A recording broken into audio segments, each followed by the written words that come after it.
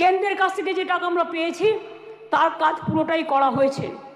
72% টাকার ইউসিও জমা পড়েছে, বাকি টাকার কাজ দ্রুত গতিতে চলছে।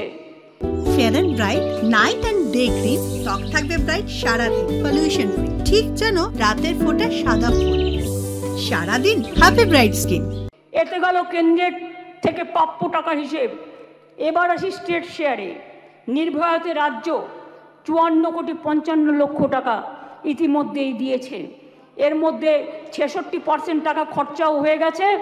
রাজ্য এক্ষেত্রে আরও 17,98,00,000 টাকা এই ক্ষেত্রে রাজ্য আরও দেবে।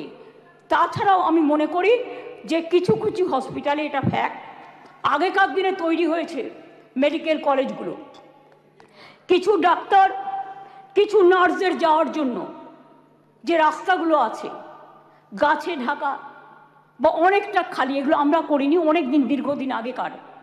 কিন্তু আমি অলরেডি হেলথ সেক্রেটারিকে ডেকে বলেছি, প্রিন্সিপাল সেক্রেটারিকে, প্রত্যেকটা রাস্তা তোমরা চেষ্টা করো কভার আপ করার, যেখান দিয়ে নার্স মহিলা ডাক্তাররা যাতায়াত করে বা অন্য ডাক্তাররাও। হয়তো একটু টাইম লাগবে, কিন্তু আমি 100 কোটি টাকা দিয়েছি, এর জন্য স্যাংশন করেছি আমরা।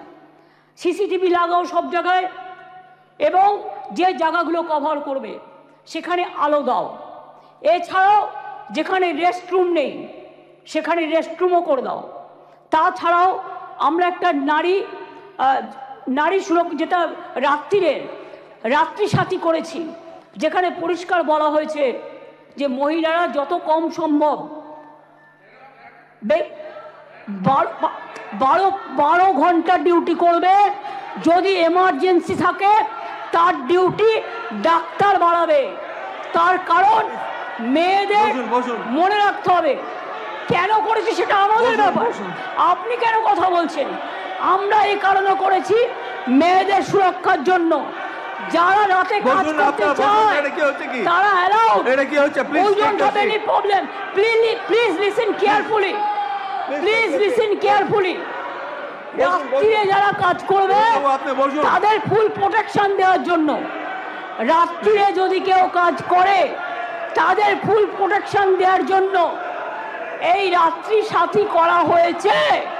এবং হসপিটালগুলোর কাছেও আমরা বলেছি, স্কুলগুলোকেও বলেছি, আইসিডিএস সেন্টারগুলোকেও বলেছি, মিড ডে মিল সেন্টারগুলোকেও বলেছি সঠিক পদক্ষেপ নিতে।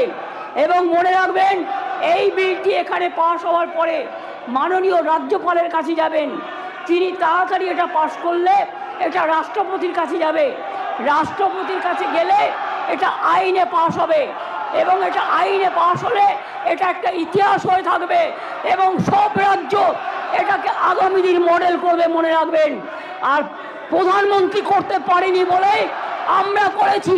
প্রধানমন্ত্রী, আপনি দেশের লজ্জা, আপনি মেয়েদের প্রোটেকশন দিতে পারেন না, তাই আপনার পদত্যাগ দাবি করছি।